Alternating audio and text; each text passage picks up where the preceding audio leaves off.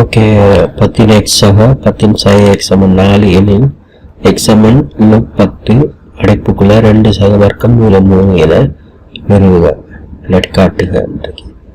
Okay, இப்போ நம்ம பார்ப்போம் என்ன செஞ்சுக்காங்கன்னு சொன்னால் 10 எக்ஸ் சக 10 சை எக்ஸ் சமன் 4 நிகழ். இப்போ 10 எக்ஸ் சக 1 10 எக்ஸ் சமன் 4. ஓகே, நம்ம 10 எக்ஸ் வந்துட்டு டி எடுப்போம். டி எடுத்தோம்னு சொன்னா இதுக்கு நாம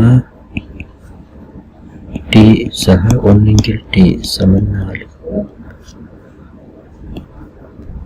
ஆகவே டி வர்க்கம் சக 1 சமன் 4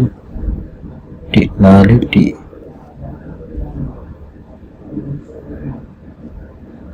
ஆகவே இங்க பாத்தீங்கன்னா டி வர்க்கம் சய 4 டி சக 1 சமன் 0.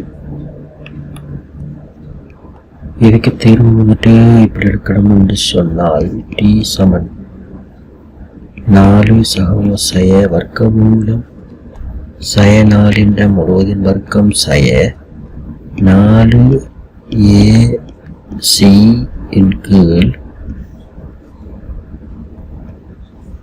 2 தர ஏ. டி சமன் 4 சகவசய வர்க்கமூலம் 4 வர்க்கம் 16 சய 4 கீழ 2.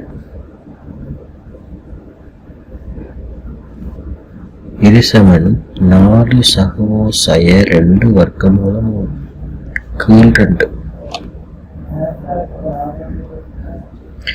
ஆகவே டி சமன் 4 2 பிரிக்கலாம். ஆகவே 2 சகவசய வர்க்கமூலம் 3.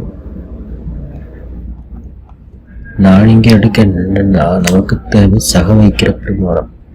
ஆகவே பாருங்க வந்துட்டு டி சமன் 10 எக்ஸ் தான் பிரிக்கிறோம். ஆகவே 10 எக்ஸ் சமன் 2 வர்க்கமூலம் சக வர்க்கமூலம் 3. இவர் கேட்ட என்னன்னு சொன்னால் வர்க்கமூலம் அடி 10 இருக்கணும் என்று சொல்லிதான் கேட்டிக்க. ஆகவே நான் என்ன செய்யறேன்னு சொன்னால் 2 பக்கமும் அடி எடுக்க 2 பக்கமும் அடி எடுக்க 2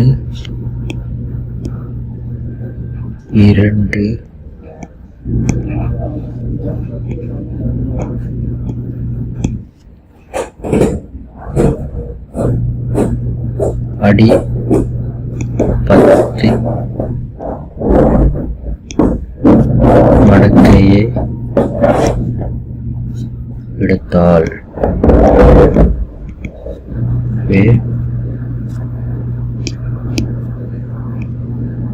log 10 எக்ஸ் சமன் log 10 2 சக வர்க்கமூலம்.